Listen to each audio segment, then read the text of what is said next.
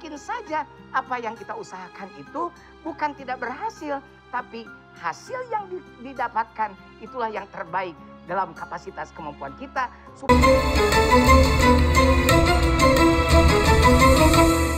Itulah hidup. Ini gambaran hidup. Hidup ini ada kesalahannya kita harus mendaki karena turunan. Makanya si Kabayan suka tertawa kalau lihat dakian. Kenapa udah mendaki dia tertawa karena pasti di depan ada turunan. Senang. Pas turun ayamu udah wilha bainanas, berputar hidup ini. Makanya kalau sedang di atas ingat ke bawah. Terus di bawah ingat ke atas. Hidup gitu. ini mengejarnya ke atas berjuang. Mempertahankan itu berjuang. Nikmati hidup dengan penuh perjuangan. Tapi yang paling penting adalah ringankan dengan doa. Masya Allah. Karena berjuang menjadikan kita menjadi manusia yang berjaya. Berdoa menjadikan kita menjadi manusia ikhlas. Nah ini juga perjuangan buat Abah tadi saya ajak keliling-keliling rumah. Iya. Mana tangganya banyak. Rumah Kan namanya juga rumah tangga. Iya. Jadi di rumahnya pada... Ya, Assalamualaikum warahmatullahi wabarakatuh pemirsa MC. Kalau di weekend, hari Sabtu Minggu, pagi hari memang harus ada di sini ya. Insya Allah akan bermanfaat bersama dengan Abah dan AA. Oke, ini akan selalu hadir di pagi hari Sabtu Minggu dengan kajian-kajian ya tentang keseharian kita. Ya. Ini tentang turun tangga aja insya Allah akan jadi materi. Tapi tentang berjuangan dan doa ya. Berjuangan dan doa. Ada lagunya tuh. Coba. Berakit-rakit ke hulu, berenang ke tepian, sakit-sakit dahulu, susah-susah dahulu, baru kemudian bersenang-senang.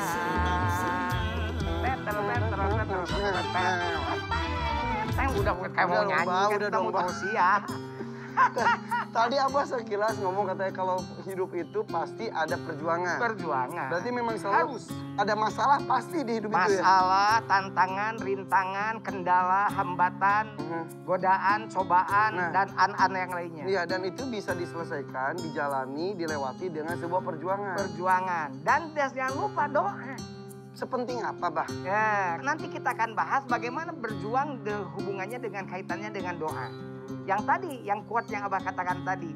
Nikmati hidup dengan perjuangan, tapi ringankan bebannya dengan doa. Nikmati gitu. Dengan perjuangan. Iya, nikmati. Perjuangan itu dinikmati, tapi ringankan dengan doa. Karena dua, doa, ikhtiar, tawakal. Itu tiga malah. Mau kaya, ya ikhtiar. Jangan cuma bawa tasbih 2 meter kemudian berzikir. Ya rozak, ya rozak, ya rozak, ya rozak 2 juta kali. Gak bakalan kaya. Nah kalau mau bekerja kayak lari ke stasiun ini, ke stasiun ini, stasiun ini, stasiun ini. Itu kan usaha. Nah yang kedua, doa. Kenapa doa? Karena apa arti kita tanpa doa kita pada Allah sombong kalau tidak berdoa. Ya. Nah hasil dari doa dan ikhtiar itu, jika hasilnya tidak sesuai dengan doa yang kita harapkan, maka tawakal dalam kehidupan. Makanya perjuangan dan doa ini akan melahirkan ketawakalan dalam hidup kita. Jadi salah kalau kita diam, saya tawakal saja, bagaimana rezekinya datang. Tidak bisa begitu. Harus ada doa, ada juga ikhtiar. Ada doa, ada ikhtiar. Orang itu butuh ikhtiar. Karena sesuatu harus diusahakan. Hidup tidak simsalabim. Ikhtiar. Hei petani mau kaya, ayo tani yang benar. Biar hasilnya bagus. Hei artis mau kaya, kreatif, produktif. Kemudian jangan lupa berdoa. Gitu kan doa. Berdoa pada Allah minta. Karena la haula wa la quwata illa billah. Karena kita semuanya la haula wa la quwata illa billah. Hanya atas kehendak dan kekuasaan Allah. Oleh katanya maka doa yang nomor 2 jangan lupa dilakukan. Ketika 2 ini udah seimbang. Hasil ternyata tidak sesuai dengan keinginan yang tadi. Tawakal, fatawakal ala Allah. Mungkin saja apa yang kita usahakan itu bukan tidak berhasil.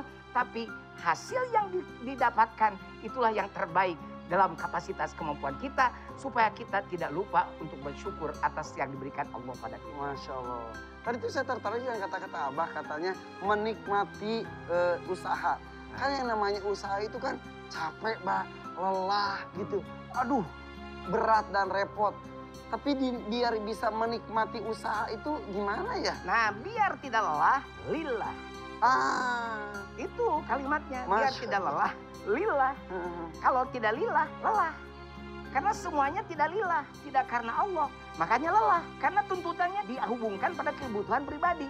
Urusannya dihubungkan pada urusan pribadi. Sholat karena disuruh, tidak lillah. Bekerja untuk menafkahi anak istri karena kepaksa. Tidak lillah, lelah. Belum pergi saja sudah lelah. Tapi kalau semuanya Lillah. untuk Allah. Lillah, tidak lelah. Karena yang memberi kekuatannya juga Allah. Jadi ketika lelah itu manusiawi, Ya. ada capek, ingat lagi Allah, semangat lagi. Semangat lagi. Kegiatan apapun asal diniatkan untuk ibadah, Iya, betul ya? Berjuang sekuat tenaga. Tetapi jangan lupa perjuangan harus pula disertai doa. Gitu. Iya. Aduh, kok koleksinya Roma Iraman banget nih siapa? Makanya banyak saya status-status nih. Mudah-mudahan lelahmu menjadi lillah. Lillahmu, betul. Oh, intinya tuh seperti itu. Iya, rintangan sudah pasti ada. Hadapilah semua dengan tabah, juga dengan ketegaran jiwa. Ya Allah. Gitarnya maksudnya kapan sih? Terotet. Nah, begitu gitarnya. Karena tidak ada gitar diborong saja. Jadi sebenarnya dua kalimat ini, perjuangan dan doa ini, dua kalimat yang tidak akan lepas dalam kehidupan kita, keseharian kita. Oke. Nah, berarti nanti kita akan bahas nih gimana jadinya kalau berjuang saja, berusaha saja tanpa doa. Begitupun gimana caranya doa saja tanpa perjuangan. Nah, kebetulan nih, sebetulnya hari ini juga saya tuh janjian sama teman saya. Saya banyak temennya ya. Alhamdulillah. Temen 1000 masih kurang, musuh satu terlalu banyak. Nah, ini ada hubungannya dengan tadi kenapa saya ngajak ke atas, kan tadi nunjukin tentang akuarium. Nah, teman saya itu mau datang sini, mau bawain ikan. Ngasih lagi. Ngasih pada yang banyak ya, coy, yang belum punya. Ngasih mah. Nanti kita rayu-rayu biar kirim ke Garut. Oke. Iya. Bisa. Pecinta ikan, tapi saya mah ikan mas. Oke. Yang bisa dipepes. Oke, nanti pas saya ke Garut, saya bawain ikannya mau. Iya, siap. Ini saya kasih semangat ini seperti apa? Karena kita akan naik lagi biar Abah semangat. Siap, semangat. Kita akan bersesat lagi. Tetap di Abah dan Ayo, Abah. Pemirsa, Abah sampai ngos-ngosan naik turun tangga hari ini. Aduh. Kok pemirsa mah nggak usah bergerak dulu.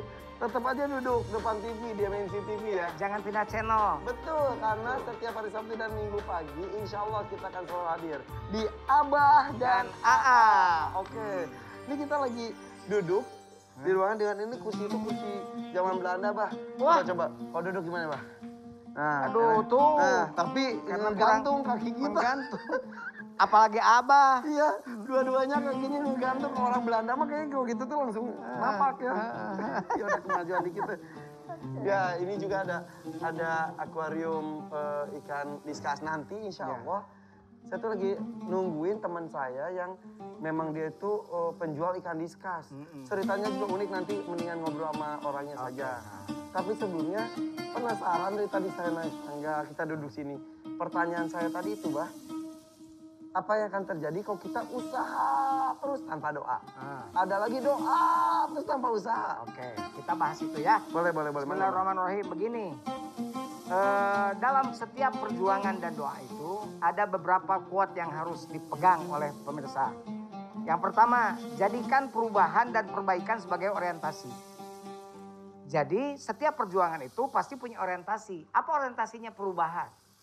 Aksioma pembangunan menyatakan tidak akan terjadi pembangunan tanpa perubahan. Tidak akan terjadi perubahan tanpa penggerak. Jadi kita bergerak untuk apa? Untuk merubah. Bahkan Allah menyebut dalam Quran, A'udzubillahi minasyaitonir rajim, bismillahirrahmanirrahim. Innallaha la yughayyiru ma biqaumin hatta yughayyiru ma bi anfusihim. Allah tidak akan mengubah nasib satu kaum jika dirinya tidak mengubah dirinya sendiri. Betul. Makanya jadikan orientasi perbaikan. Jadi perbaikan itu, perubahan itu sebagai orientasi. Itu bagi orang-orang yang sedang berjuang. Yang kedua, niatkan karena Allah sebagai motivasi. Jadi kalau yang tadi perbaikan diri sebagai orientasi, yang kedua niat karena Allah sebagai motivasi. Karena yang tadi kalau tidak karena Allah nanti lelah. Gitu kan? Tapi kalau niat karena Allah insya Allah lillah. Ya. Nah gitu. Yang ketiga, lapang dada bila diuji. Nah, karena kalau banyak orang yang kemudian dengan diuji kemudian mengkerat, ujian itu adalah bagian daripada kenaikan tingkat. Makanya ujian itu jadikan sebagai apa? Sebagai sesuatu yang harus dijadikan lapang dada. Oke. Nah, yang keempat, tidak membusungkan dada jika dipuji. Nah, Jadi sombong. sombong. Nah, itu yang dikata Rasul, salah satu yang Allah marah adalah karena orang itu sombong. Dan ketika orang sombong, biasanya ketika dipuji. Yang kelima, peka pada kekurangan diri. Nah, ini yang susah. Kadang-kadang orang tuh merasa dirinya selalu sudah bagus, sudah oke, sudah cukup, udah keren. Nah, jadi makanya ketika sudah peka pada kekurangan diri, maka dia akan menjadi manusia yang apa? Yang mencoba memperbaiki terus-menerus dirinya, supaya dirinya itu diperbaiki terus, belajar dari kesalahan terus, belajar dari kekurangan terus. Nah, kalau sudah begitu, maka dia akan menjadi orang yang tahu diri. Dari tahu diri akan menjadi merasa, punya rasa bahwa kita banyak kekurangan, dan dari kekurangan itu introspeksi, kemudian dia memperbaiki dirinya. Itu perjuangan. Oke. Nah itu makanya karena perjuangan itu tidak gampang, pasti berat, makanya didampingi dengan doa sebagai penguat. Doa itu penyeimbangnya. Karena perjuangan tanpa doa itu sombong. Kemudian doa tanpa perjuangan. Doa tanpa perjuangan? Bohong. Hah? Doa tanpa perjuangan. Terus aja. Bohong. Kaya ya rezeki. Tapi diam. Ingat-ingat. Doa tanpa perjuangan bohong. Doa tanpa perjuangan bohong. Perjuangan tanpa doa sombong. Malam yas'illah yaghdab alaih. Yang tidak berdoa pada Allah maka Allah marah padanya. Karena sombong. Makanya perjuangan itu harus disertai dengan doa. Kenapa doa penting? Yang pertama, berdoa itu memberi efek ketenangan batin. Cobalah kalau sedang lelah, berdoa pada Allah, nikmat enggak? Tenang batin kita. Iya betul. Alladzina amanu wa tatma'innu qulubuhum bizikrillah. Ala bizikrillah tatma'innul qulub. Tenang, makanya doa. Dalam ketenangan hati itu semua masalah hidup itu menjadi yang rumit itu akan terasa menjadi mudah. Betul. Itu karena apa? Karena doa. Makanya yang kedua, doa itu membukakan pikiran. Awas hati-hati dengan pikiran. Karena pikiran manusia itu ibarat parasut. Dia baru berfungsi apabila terbuka.